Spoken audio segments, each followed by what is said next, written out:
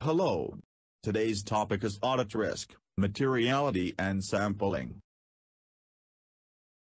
Let's look into the concept of audit risk and materiality. In the concept of audit risk, an auditor should understand what is risk. Risk is the level of uncertainty that auditors accept in performing audit process. Then, what about audit risk? Audit risk is the risk of an auditor issuing unqualified report due to failure to detect material misstatement because of error or fraud. Basically, audit risk needs to be reduced to an acceptable low level by the auditor based on their professional judgment. Next, what is acceptable audit risk? It is where risk which auditor willing to take after giving an unqualified opinion about the financial statement which is materially misstated. Thus, the higher the risk, the lesser the evidence collected. There are few factors that create the risk. Among it is the nature of audit tests such as the use of sampling. Other than that, inherent limitation of clients' internal control where human errors and carelessness play the part. And lastly, uncertain audit conclusion where it happens when evidence can't be found. In order to identify misstatement, auditors would use audit risk model. It helps estimate where misstatement would occur and help to produce a response for the risk.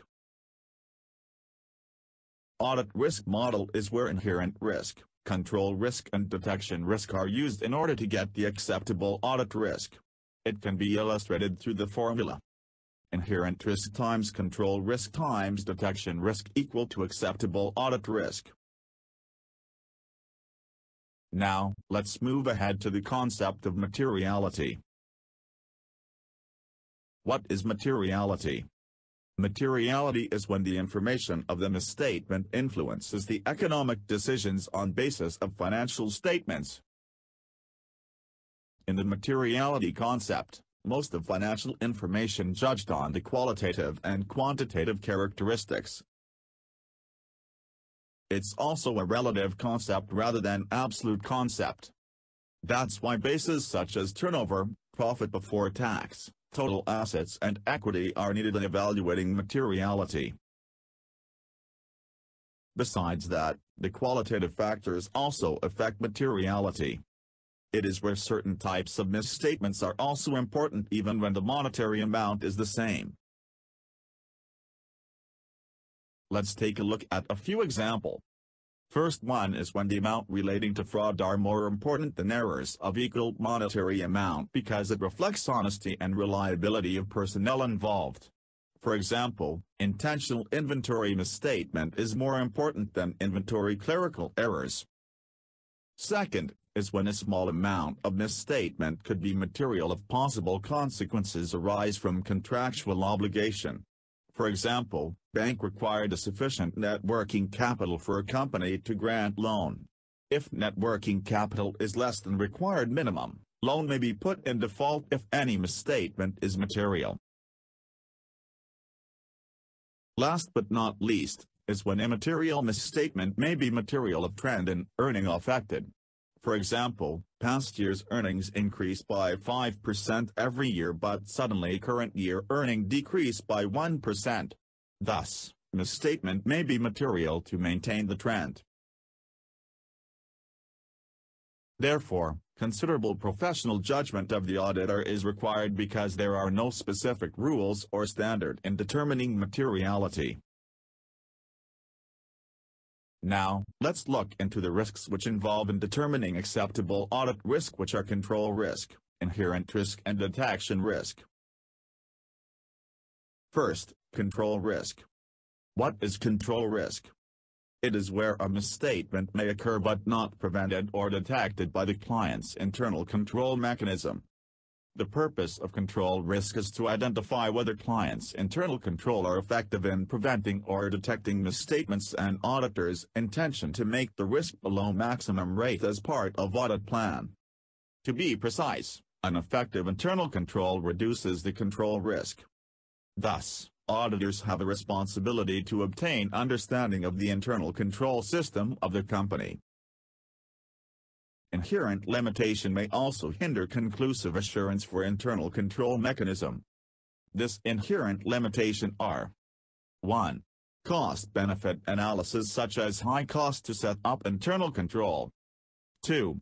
Internal control mainly address routine transactions and cannot do the same for non-routine transaction. 3. Human error such as carelessness, ignorance and misunderstanding. 4. Internal control bypass through collusion of management or employee. And 5. Changes in condition and environment made internal control become irrelevant. Second, inherent risk. What is inherent risk?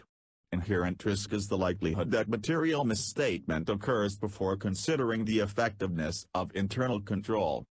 If internal control is ignored when there's a high probability of misstatement, auditors may conclude that inherent risk is high. Specifically, internal control is considered as control risk in audit risk model. Thus, it is ignored in the setting of inherent risk. Lastly, detection risk. What is detection risk? Detection risk is a substantive procedure which will not detect any misstatement that occurs. The risk can be directly controlled by the auditors depending on judgment based on inherent risk and control risk. In other words, auditors should be able to decide which level of detection risk can reduce the audit risk to acceptable low level. They can consider appropriate planning, direction and supervision during audit work, nature of the procedure whether through internal or external documents, timing of procedure estimated, and extent of procedure involved. Auditors are responsible to carry out audit procedures such as substantive test and analytical review procedure where it provides assurance that misstatement can be removed and detected. Thus, if inherent risk and control risk are high, the detection risk will be low. This indicates that the evidence collected is high.